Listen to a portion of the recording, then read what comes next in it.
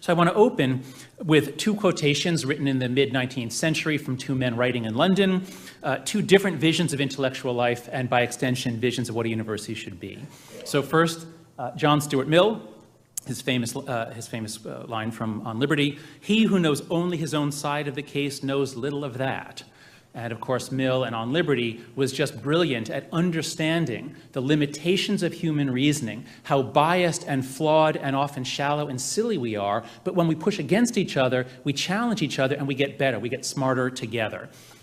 On this view of human nature, on this view of intellectual life, a university must have viewpoint diversity, and it dies. It dies if it has political orthodoxy and a monoculture.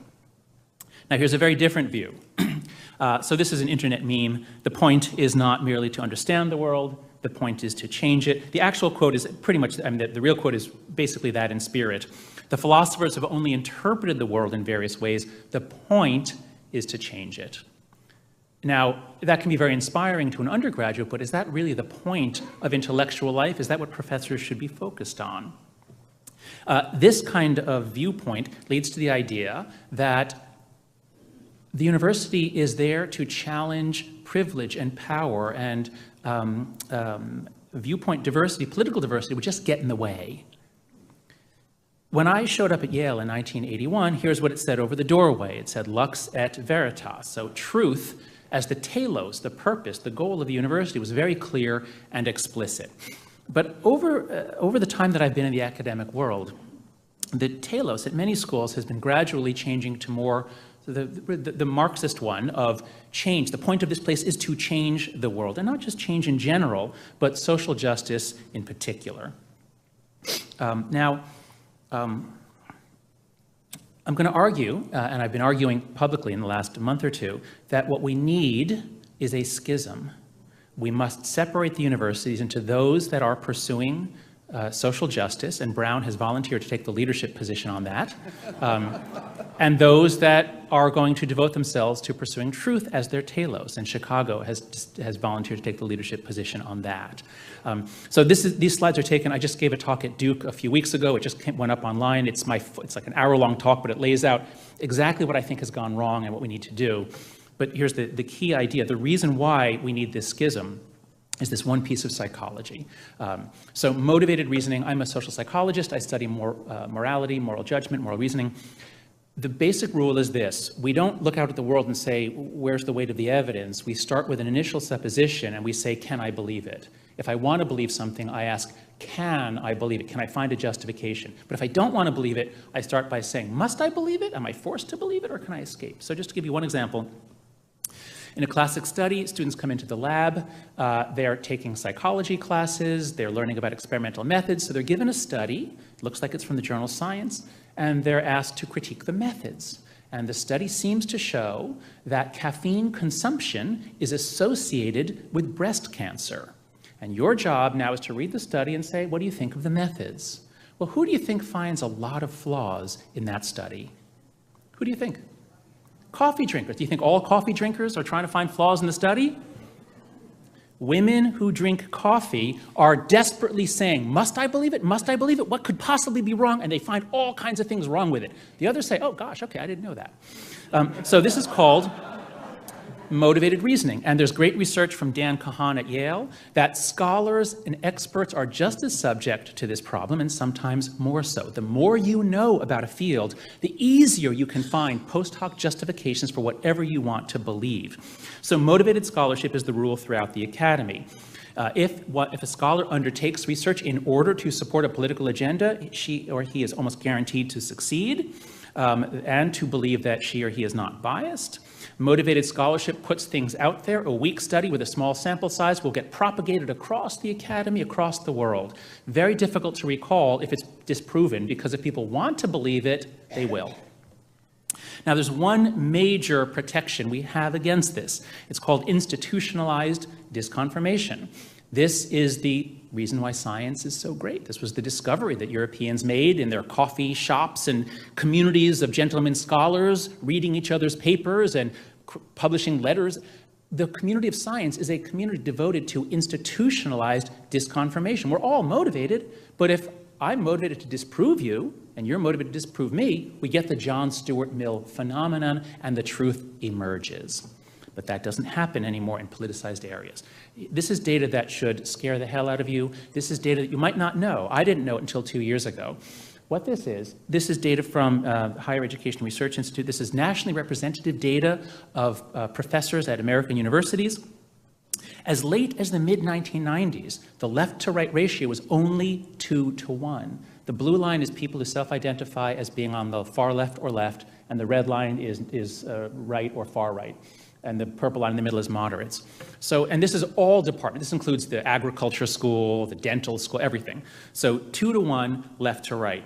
But just 15 years later, it had changed to 5-to-1. 5-to-1. And again, this includes all the professional schools. If you focus on the core areas of the humanities and social sciences, which is where most of the concern is on our panel and the previous panel, what do you find? Well, I can show you the data from my field, psychology, and it's the same story in the others. So I published a paper with some colleagues 2 years ago on how the homogeneity damages our research. We put together all the research we could find. What you see is that in 1960, there was a study that looked at who professors of psychology voted for, and 4-to-1, they went for Kennedy. Now, then they were asked to recall, who did you vote for previously? And as you see, roughly 2-to-1, they went for the Democrat, right? So psychologists have always leaned left politically. As late as 1996, so the diamonds are party, who you voted for. The circles are left, right, or liberal conservative. So as late as 1996, psychologists were only 4-to-1, left to right, professors of psychology. But again, between the mid-90s and 2010, everything changes, and the numbers go up and up and up. And just last week, or 2 weeks ago, we got a new data point from Langbert et al., 17-to-1. 17-to-1. And I know the one guy. He's a really nice guy. Okay. So this is happening throughout the humanities and social sciences, and even to some extent in the sciences now. This has many, many profound and threatening implications for students and for faculty. For students, what this means is that orthodox views become strongly held, but weakly supported. They actually can't even justify the beliefs they hold so passionately because they've never been challenged. And what that means is that if anybody comes close to challenging, it's very threatening. A phrase they use is, you are invalidating my existence. If you challenge a proposition that I hold dear, you are invalidating my existence. So students are afraid to do so, and I hear all over the place, students say it's kind of boring in seminar classes. No one will disagree. And many students become intellectually fragile from the lack of challenge, and that's why when a controversial speaker comes to campus, they don't just not go, they don't argue back, they have to come together to get the speaker banned, or they do a protest to drown him or her out. For faculty, of course, this has many implications: misallocation of effort, loss of rigor in our thinking, fear of dissent, and recently, just the last 2 or 3 years, fear of our students. One of the reasons the comment was made that faculty lack courage, that's absolutely true.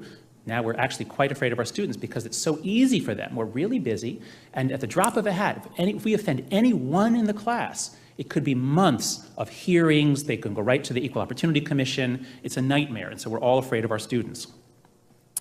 This is why I founded, with my colleagues who wrote that paper, Heterodox Academy. I urge you all to go to heterodoxacademy.org. It's the opposite of Orthodox Academy. And if you are a professor, whether you're tenured or untenured, if you are a tenured or tenure track professor, please join. We have 220 professors now from all fields who have come together to say, we actually think that there should be some viewpoint diversity. We think that's important. I just want to share with you our most important project, and this is why I came down here from New York, because we need the help of the trustees and alumni. Here's what we did. We just put this out last week. We took the top 150 schools from the U.S. News rankings, and great. You want to know, you want a school that has a small faculty to student ratio. Well, U.S. News will factor that in. But what if you actually want to be exposed to viewpoint diversity? What if you want your child to not just be in an indoctrination mill? How can you find out where to go? You can't. Until 2 weeks ago, you can go to the Heterodox Academy Guide to Colleges, and we've quantified. Has the school passed a resolution endorsing Chicago? What does FIRE say about them? What does ISI say about them? And what's been happening in the news that gives us an indication? And here's the rankings. We put it on a 0 to 100 scale.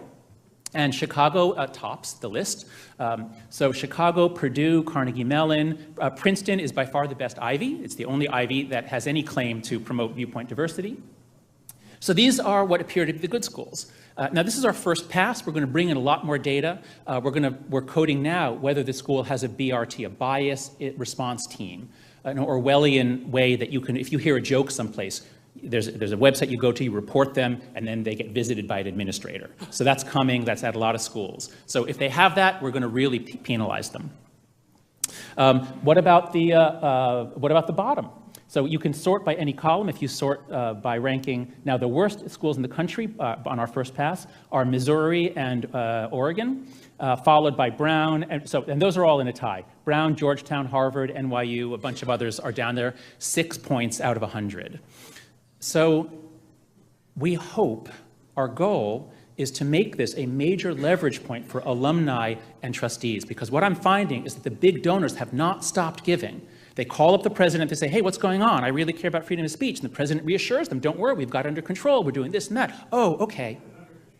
That's right, yeah, that's right. They are under control, that's right. So I'm really hoping, I'm going to be working with ACTA to try to give donors a clear stop and go signal. Make your gifts conditional on them making progress on this metric. So to conclude, there are two very different views of what a university should be.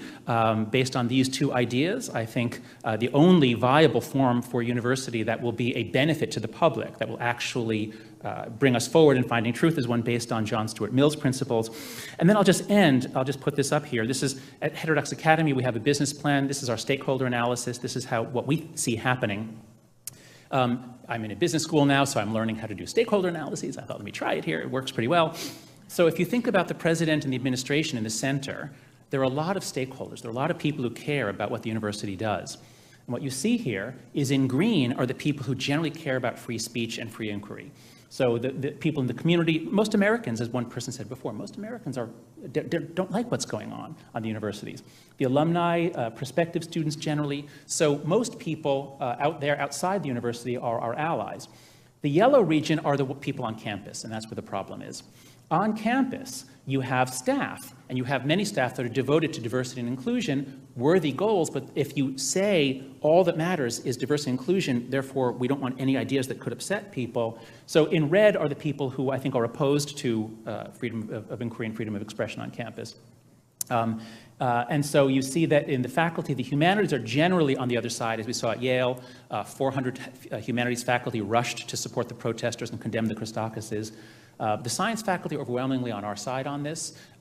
It took a month, but 40 professors a month later put their names up saying that they supported the Christakises, 40, and they were almost all in the natural sciences, or they were in the Christakises' home departments. And guess what? The Yale students come back saying, those scientists, they need retraining, they need re-education, they're insensitive.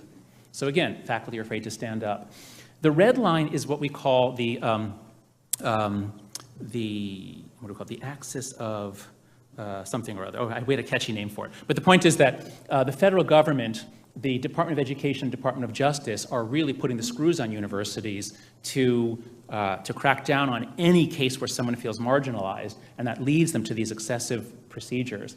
The axis of outrage, I'm sorry, that's it. So there's an axis of outrage in which ideas propagated in the studies departments of the humanities spread to the social justice warrior students, supported by the diversity and therapy staff with pressure from the DOE and DOJ. So that's the situation, and that's why we think the solution, well, you have to do many things, but basically we have to empower or strengthen the people in green and break up the axis of outrage. And if alumni are the most powerful force here, if the alumni will give to schools that are doing a good job of it and tell the president directly, I am no longer giving. Until you work on this problem, I will not give any more money. When that happens, I think we'll start to see change. Thank you.